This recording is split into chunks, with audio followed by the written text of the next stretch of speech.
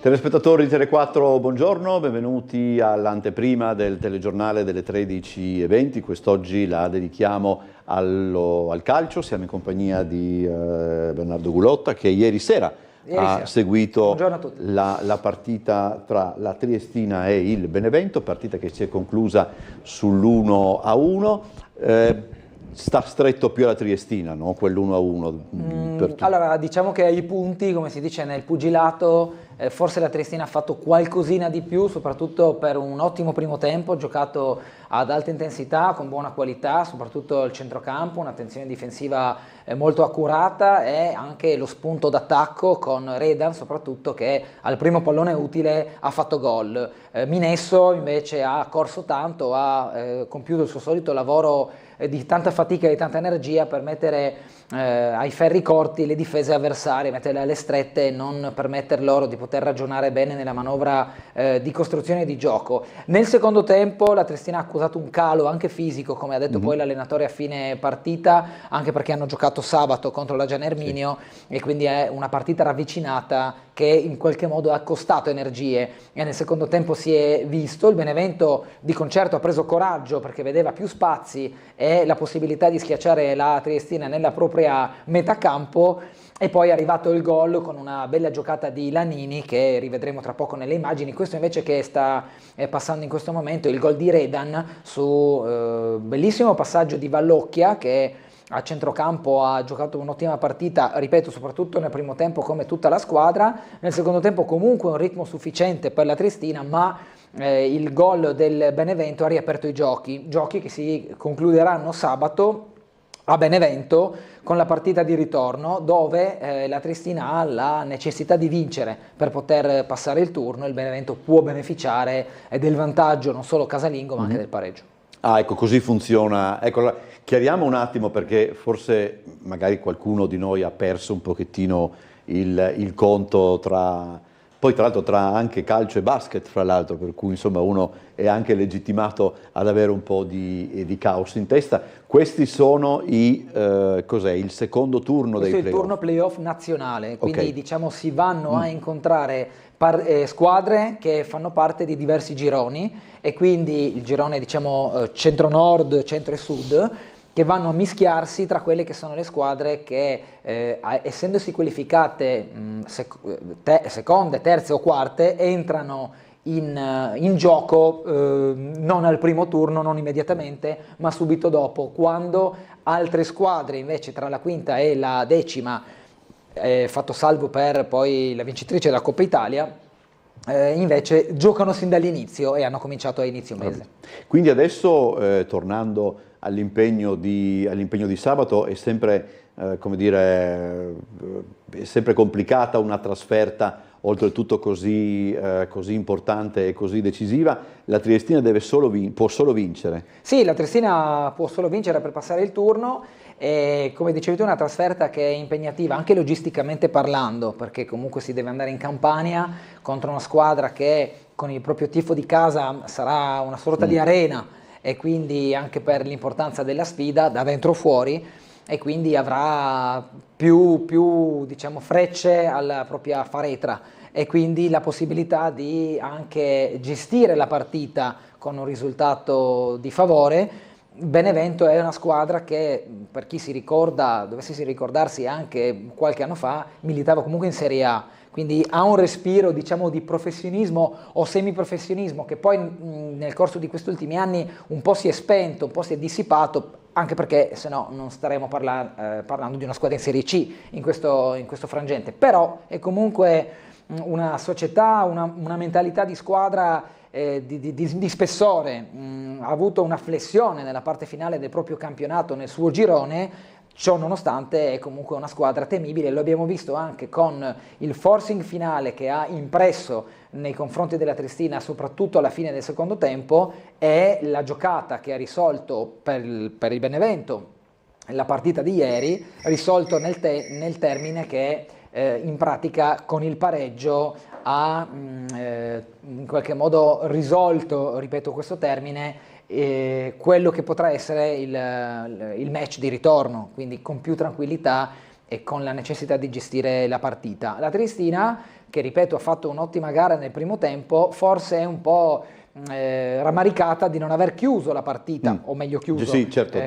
Ottimizzato il proprio vantaggio nella prima frazione di gioco, perché le occasioni non sono mancate, le abbiamo visto anche nelle immagini, un palo preso dopo il tiro di Germano, deviato va detto da un difensore del Benevento, una punizione calciata da Petrasso che ha sfiorato di poco la traversa, forse l'azione più clamorosa è quella che ha portato alla traversa colpita da Vallocchia su ottimo passaggio di Correia. Queste invece che vediamo sono le immagini di inizio gara. La partita è cominciata subito con un buon ritmo, sia il Benevento che la Triestina, all'inizio proprio i primi minuti una fuga del numero 14 maglia bianca che è stata disinnescata dalla difesa. Qui un'ottima giocata di Correia, non dimentichiamoci di questa azione, si gira, si smarca, tira e per poco non colpisce il palo, non sfiora il palo e quindi va vicino anche a impegnare il portiere ospite. Correia, uno dei migliori in campo della partita. Questa invece è l'azione del gol con Vallocchia che di destro non è neanche il suo piede ma ha fatto un ottimo passaggio, ha pescato Redan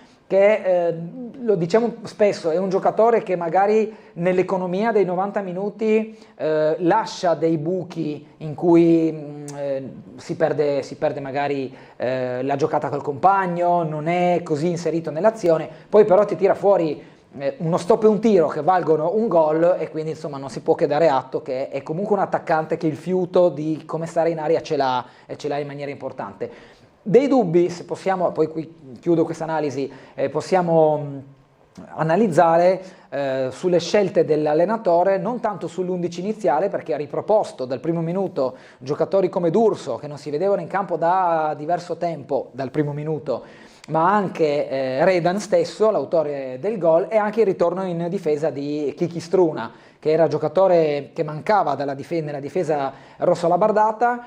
Ha fatto bene comunque nel momento di sostituzione di queste partite Moretti, così come anche Rizzo, che assieme a Malomon hanno composto il trio di difesa più consueto nelle scelte di Bordin. Struna però dalla sua ha anche molta fisicità, anche Moretti, giocatore di fisico, è stato utile, è anche stato un buon rientro, sufficiente, mi viene da dire, quello del difensore sloveno che ha ben figurato, poi si è visto che era stanco e hanno deciso nel secondo tempo di sostituirlo ed è entrato Ciofani al suo posto. D'Urso, come dicevo, dal primo minuto anche lui ha accusato stanchezza. Questo invece è il momento dell'infortunio di Agostino, il portiere della Triestina, come vedete qui delle immagini cade male con la gamba destra e si infortunia, infatti è uscito accompagnato dallo staff sanitario. Al suo posto Matosevic, che ha tolto le castagne del fuoco negli ultimi minuti di gara perché ha fatto veramente 3 o 4 forse parate importanti, qui nulla ha potuto sul tiro di Lanini, va detto insomma, riconoscendo oggettivamente una giocata pregevole, difficile prendere quel pallone, è arrivato veramente all'incrocio dei pali, per quanto Matosevic abbia statura, lo rivediamo dal replay, era difficile riuscire a pararla.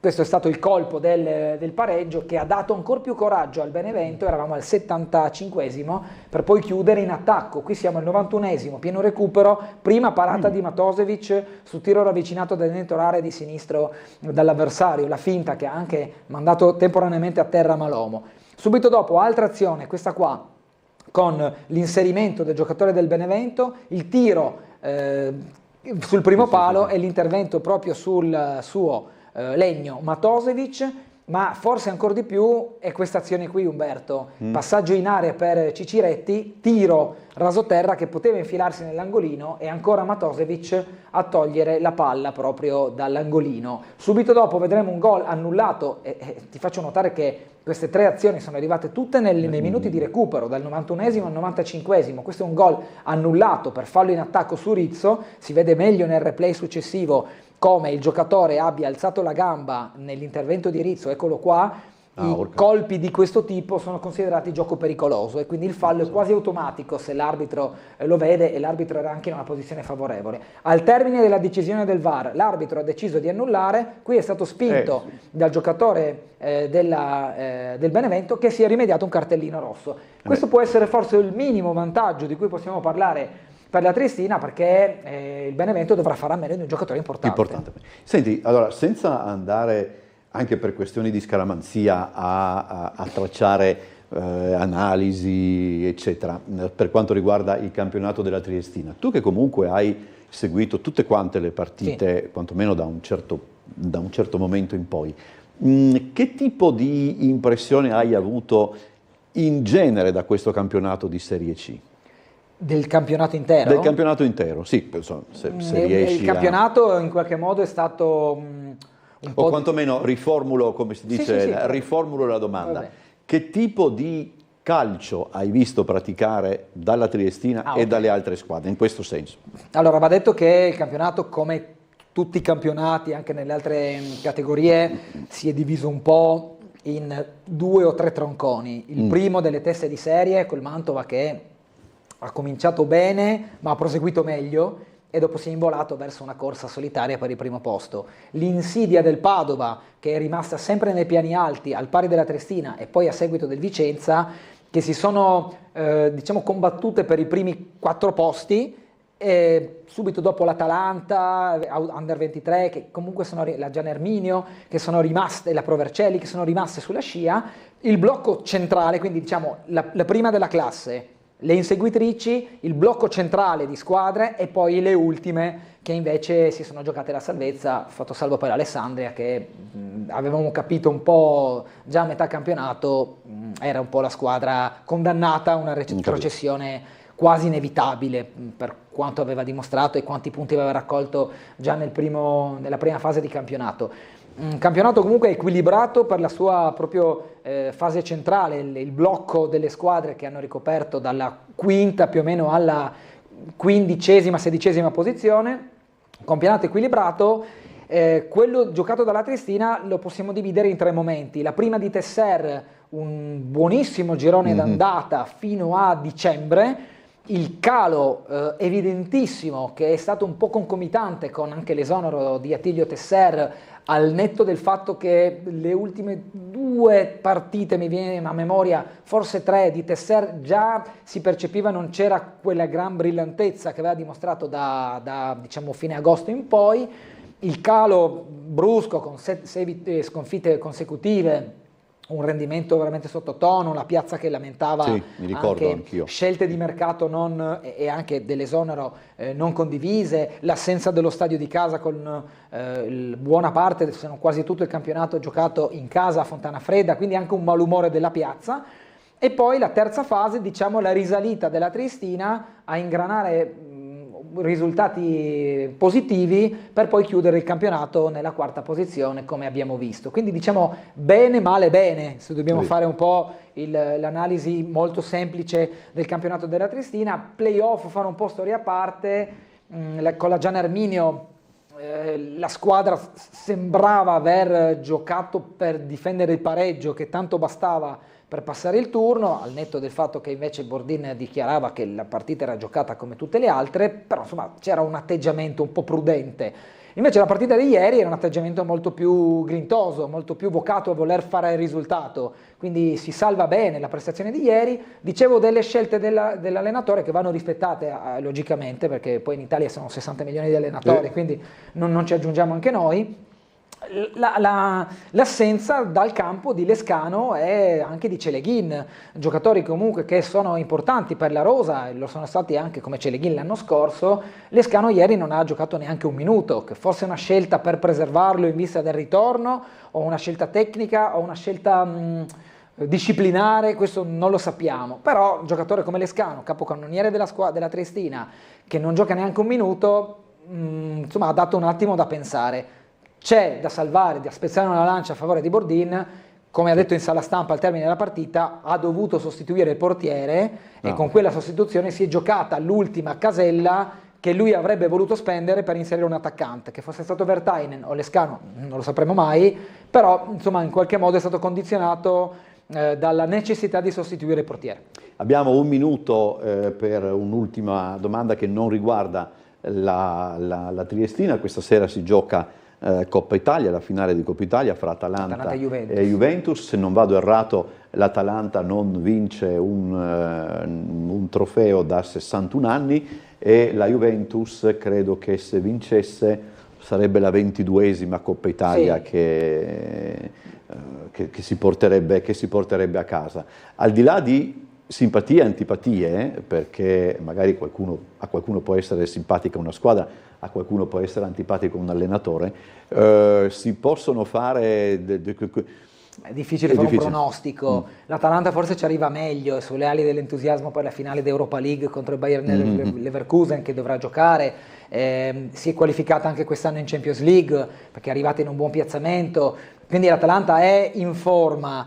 La Juventus è la Juventus, per quanto uno possa amarla o odiarla, può stare simpatico Allegri oppure no, è arrivata in Champions League anche quest'anno, magari gli obiettivi erano di concorrere per lo scudetto, così non è stato per la Juventus.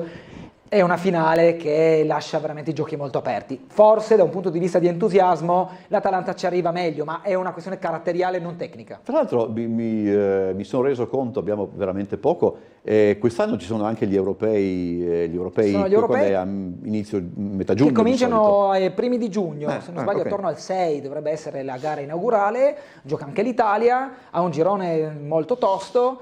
Vedremo cosa potrà fare. Se non sbaglio la gara d'esordio dell'Italia è contro l'Albania, ma vado a memoria, chiedo scusa se sto sbagliando.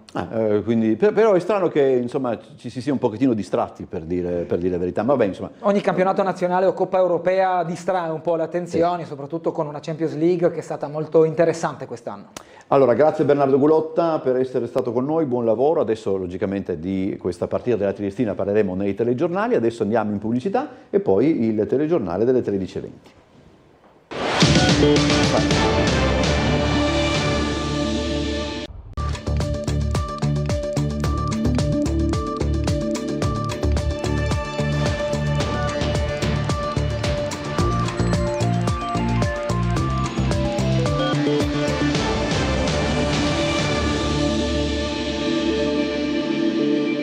Telespettatori di Tele4, buongiorno, benvenuti a questa edizione del nostro telegiornale che si apre con la cronaca. Siamo andati in piazza Perugino dove i residenti hanno appreso dei lavori in corso per un nuovo centro islamico in via Sette Fontane.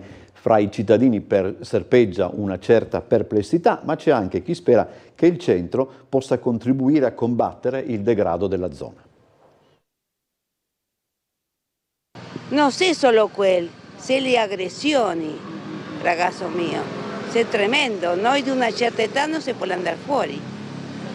E non so se un centro qua può soluzionare, non so se loro si integrerà. Questo è il problema per me. Fra perplessità e speranze per un cambiamento della situazione, i residenti non hanno più paura di commentare apertamente quello che succede in questa zona. Lavori in corso per aprire il nuovo centro commerciale al posto dell'ex panetteria. L'associazione Centro Culturale Said Nursi ha acquistato il foro commerciale al piano terra e un locale al piano superiore. Parliamo di via Sette Fontane 28 che si affaccia proprio su piazza Perugino, osservata speciale dalle forze dell'ordine per i tanti episodi di violenza che avvengono ogni notte. Ma la zona è anche luogo di appuntamento per i membri di bande di stranieri che nascondono droghe e oggetti atti a offendere fra le siepi. Sono anni ormai che Tele4 documenta quello che succede quando cala la sera. La domanda che la nostra truppa ha posto ai residenti ormai stufi di aver timore di uscire di casa dal pomeriggio alla notte è se un centro culturale di preghiera e aggregazione possa contribuire a combattere il degrado dell'area e fornire un luogo di ritrovo per i ragazzi più giovani. Questo non lo so, io so che avevo una volta il garage qua e non vengo via di sera perché è pericoloso. Speriamo di sì, Va bene. ci auguriamo, così li raccoglie dentro e non stanno fuori. No comment. Ma penso che comunque sì, va fatto perché sono integrati per cui... Forse un centro culturale dare maggiore aggregazione ed evitare quantomeno un po' di degrado. Sicuramente sì. Con le buone maniere si risolve tante cose. Non sono d'accordo. Può risolvere il problema di quel che succede ogni giorno in piazza Perugino? Può essere difficile, ogni sera è pieno. Cosa vorrebbe? Più tranquillità, più sicurezza? Ma sicuro, e tutti sono vecchi qua.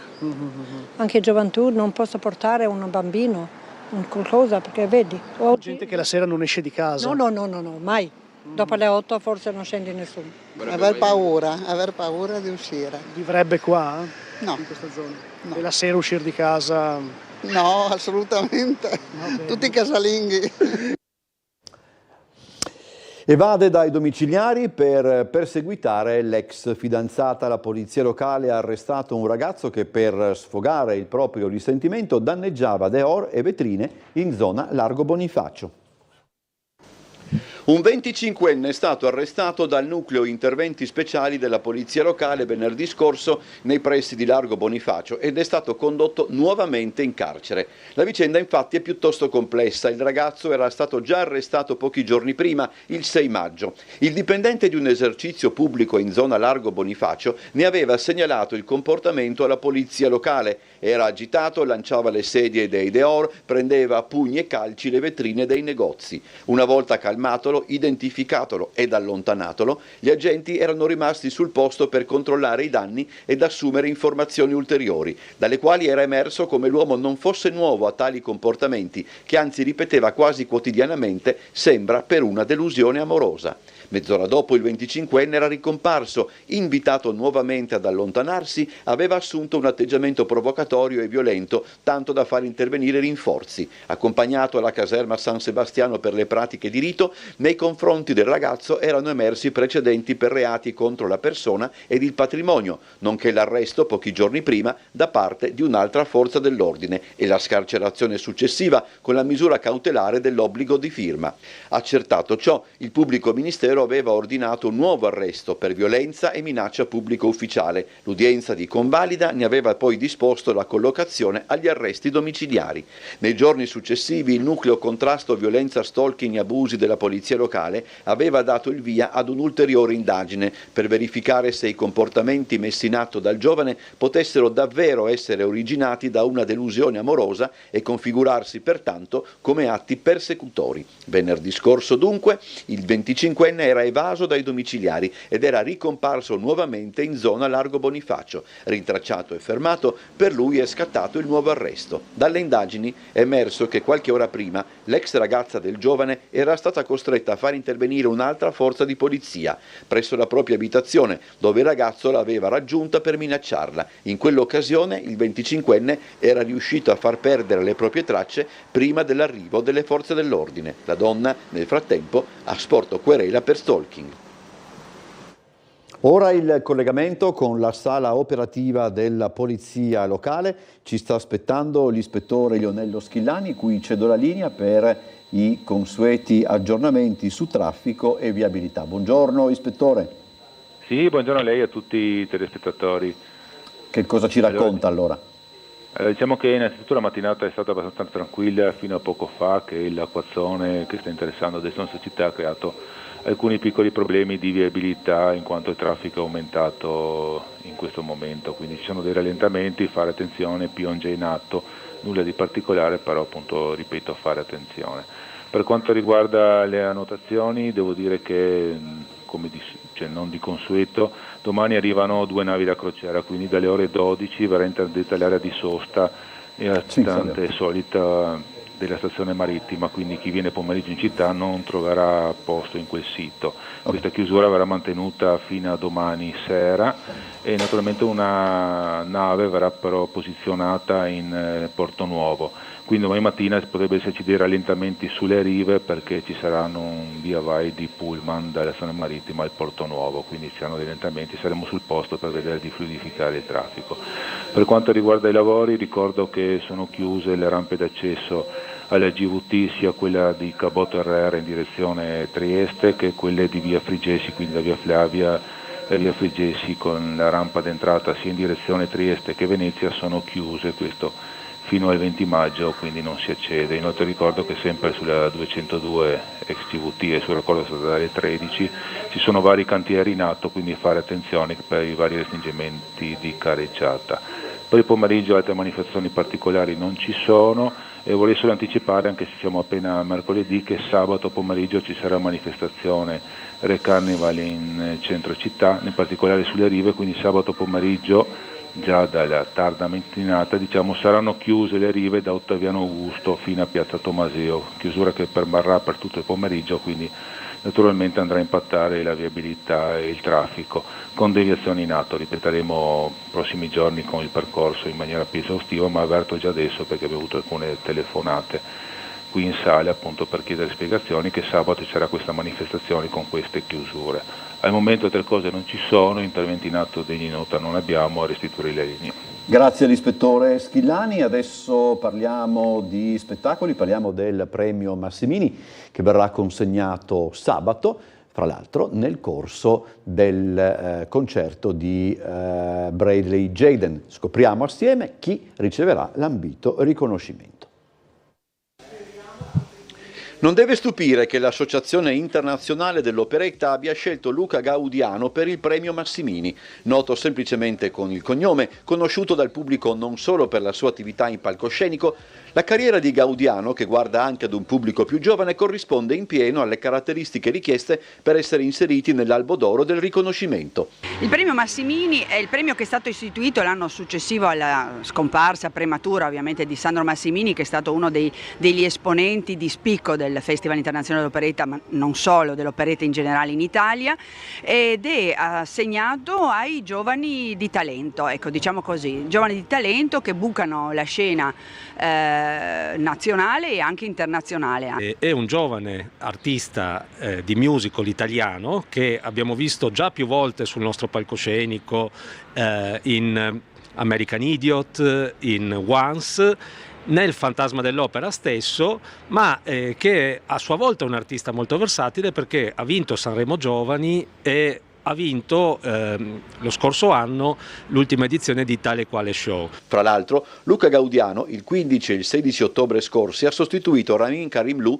nel ruolo del fantasma nelle repliche milanesi del musical di Andrew Lloyd Webber. Non a caso, a consegnargli il premio sabato 18 maggio sarà Bradley Jaden, che in quella versione di The Phantom of the Opera interpretava Raoul, nel corso del recital che per una sera lo riporterà a Trieste assieme allo stesso Gaudiano e a Lucy Jones, star del West End londinese. Sabato abbiamo questo grande evento, il ritorno a Trieste di Bradley Jaden, che il pubblico ha conosciuto lo scorso anno in quanto interpretava il ruolo di Raoul nella storica edizione del Fantasma dell'Opera fatta a Rossetti. Bradley ritorna a Trieste con la prima mondiale del suo concerto, che poi toccherà New York, Londra e Budapest. La Triestina ieri ha pareggiato contro il Benevento nella gara d'andata dei play-off della fase nazionale. All'ottimo primo tempo dei ragazzi di Bordini è seguito il gol del pareggio nella ripresa degli ospiti, che nel finale sono arrivati vicini al vantaggio. Sabato la partita di ritorno in Campania.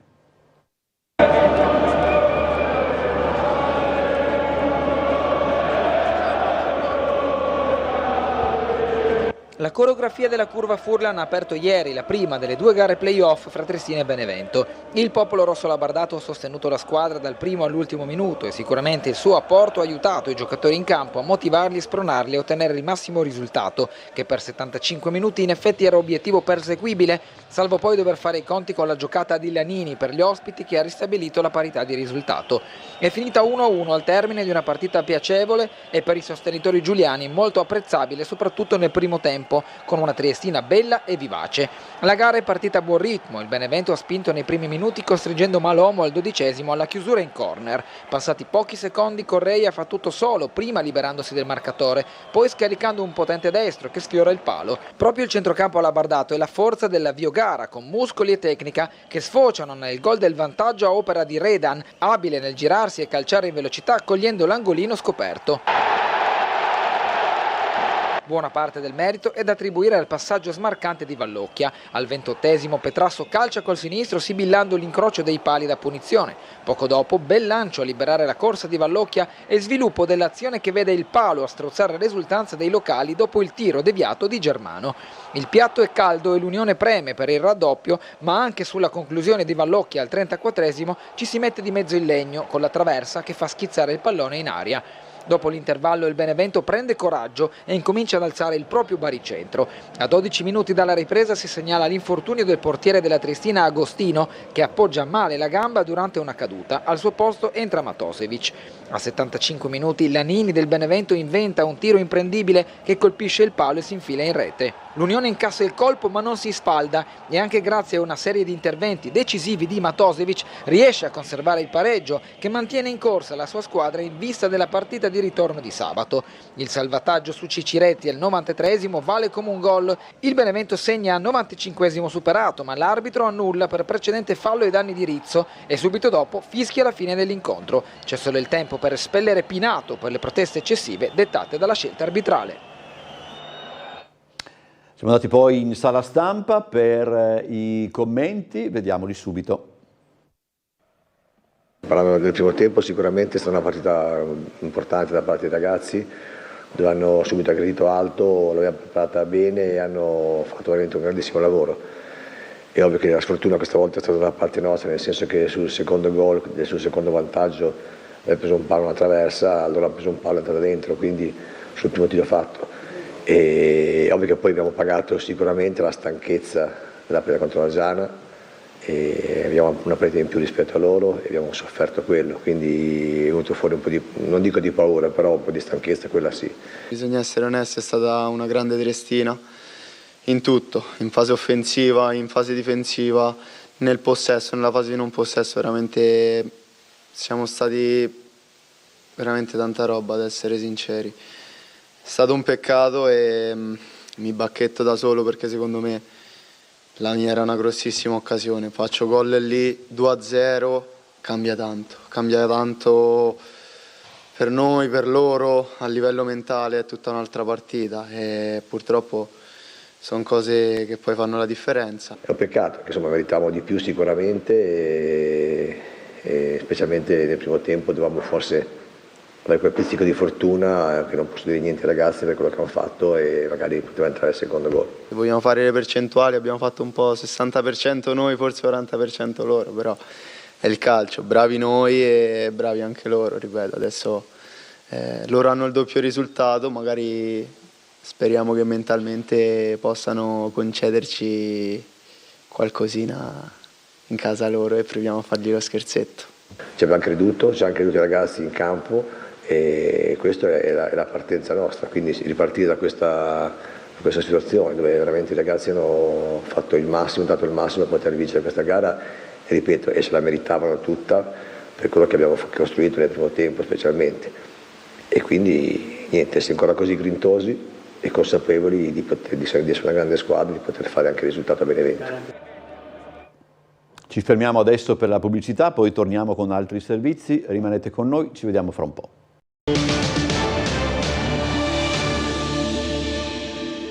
Rientriamo in studio, parliamo di intelligenza artificiale. Dopo un anno di lavori e di incontri fra i componenti dell'Associazione Culturale Studium Fidei è nata la Carta di Trieste sull'intelligenza artificiale. Il documento vuole essere una linea guida etica e tecnica per l'utilizzo delle recenti tecnologie in ogni aspetto della società contemporanea.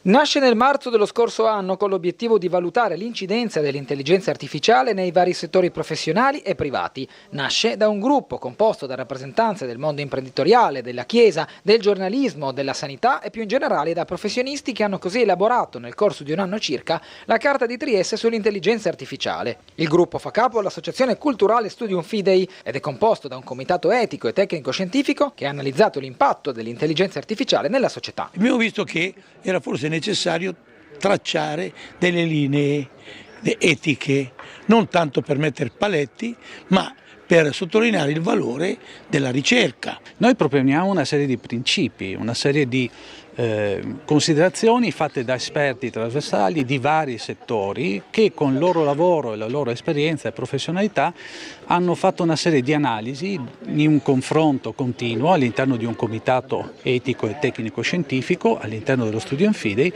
che ha elaborato questa carta. Questa carta è sicuramente uno strumento e contiene molti suggerimenti. La carta è composta da 10 articoli fra riferimenti all'etica e ai principi fondamentali, ai diritti della persona, alla privacy, l'applicazione della tecnologia in ambito di tutela della salute e il diritto d'autore. La Carta di Trieste, redatta in forma libera con l'apporto di competenze trasversali, si prefigge l'obiettivo di contribuire a fissare alcuni principi che possono indirizzare le politiche future in materia di intelligenza artificiale, ponendo al centro l'agire dell'uomo quale presupposto essenziale nello sviluppo e applicazione della medesima. Sicuramente la tecnologia va inseguita, questo è il problema che dobbiamo affrontare tutti quanti noi. È anche vero che l'Italia è particolarmente attiva su questo fronte e può rappresentare rappresentare una punta di diamante anche a livello europeo e quindi penso che è importante condividere e parlarne. Abbiamo presentato come bozza anche all'ONU e anche alle questioni anche internazionali, europee, e ci hanno detto che è un'iniziativa di qualità che potrebbe fare da locomotiva da traino. È stata pubblicata la norma europea sulle indicazioni geografiche che limita fortemente l'utilizzo di nomi o termini che possano confondere i consumatori. Una legge che dovrebbe spegnere definitivamente la controversia tra Prosecco e Prošek, soddisfazione dalla politica, prudenza dai produttori, per i quali il caso non è ancora chiuso del tutto. L'Unione Europea ha deciso, d'ora in poi nessuno potrà utilizzare il termine Prosecco come menzione tradizionale anche se declinata in lingue diverse dall'italiano.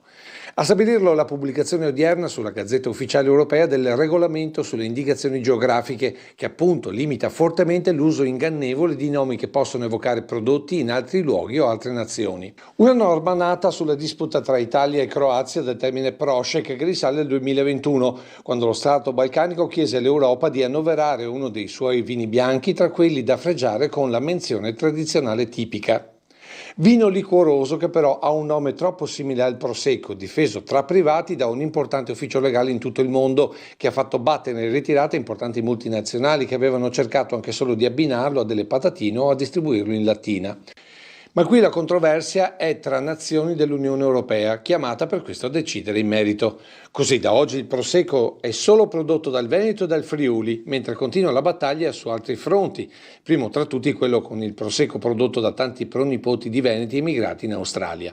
Soddisfazione dunque da parte dei consorzi a partire dalla DOCG del Superiore di Conegliano e Valdobbiadene, che tra l'altro domani rinnoverà il proprio direttivo. Questa è una decisione molto importante di cui siamo molto soddisfatti, è una decisione che arriva dopo un lavoro che è stato fatto in sinergia anche con i tre consorzi che Conegliano Valdobbiadene ovviamente ha dato la sua parte in maniera considerevole per lo sforzo che c'è stato anche di tutti gli studi legali, ma non solo, anche di tutto il comparto del mondo vinicolo e vitivinicolo italiano che si è unito alla nostra causa. Quindi caso chiuso? Secondo il consorzio Prosecco Doc non proprio, perché la norma vieta sì la confusione dei termini, ma da oggi in poi, e sul testo non è stabilito nulla invece sul progresso, quindi al momento la legge non avrebbe validità retroattiva.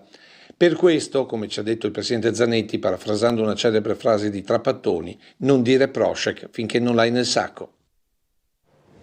Assegnate a Roma le bandiere blu alle località turistiche italiane, Grado e Lignano si confermano fra quelle selezionate dalla giuria internazionale. Dalla Regione intanto l'assessore Callari annuncia per fine maggio il regolamento per i bandi di gara demaniali. Puntuale come ogni anno arriva il bollino di qualità per le località turistiche estive italiane attribuito dalla Foundation for Environmental Education. Il Friuli Venezia Giulia conferma le 2 bandiere blu per Lignano e Grado. La cerimonia di consegna del riconoscimento è avvenuta nella sede del CNR di Roma. 32 i criteri di valutazione di cui tiene conto la giuria internazionale, criteri che vengono aggiornati periodicamente per stimolare le amministrazioni, spiega il braccio italiano della Foundation, a risolvere i problemi di gestione del territorio. In totale i vessilli sinonimo di qualità in Italia sono 236, 10 in più dell'anno scorso. Sono invece 81 gli approdi bandiera blu 2024 in Italia, di cui 13 in regione, di questi 9 in provincia di Udine, 3 nell'Isontino ed 1 a Trieste. Intanto l'assessore regionale al demanio, Sebastiano Callari, ha annunciato che entro fine maggio sarà pronto il regolamento per le concessioni balneari. L'intento della Regione è adottare una linea d'azione univoca nell'organizzazione delle gare, in accordo con la normativa nazionale introdotta dal governo Draghi. A facilitare l'accelerata è stata l'istituzione di un tavolo tecnico tra Regione ed enti locali per definire una metodologia condivisa dai comuni delle località costiere. Questo dovrebbe limitare i contenziosi e consentire l'avvio delle gare. L'Istituto Nautico festeggia i 270 anni dalla fondazione.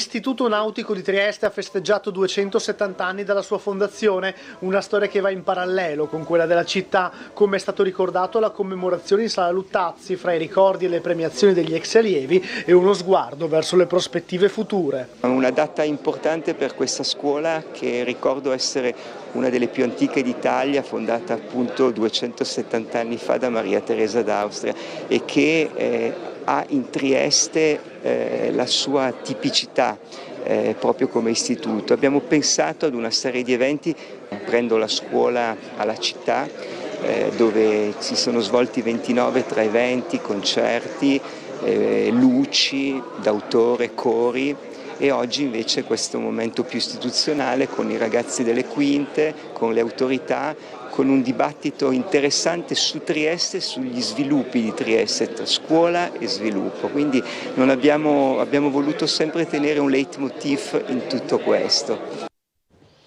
Chiudiamo questa edizione del nostro telegiornale, vi ricordo l'appuntamento delle ore 18 con Trieste in diretta. Quest'oggi affronteremo questioni internazionali con il professor Acevolini e poi ci occuperemo di Carso. Vi ricordo poi alle 19:30 l'appuntamento con il telegiornale della sera. Buon pomeriggio, a più tardi, arrivederci.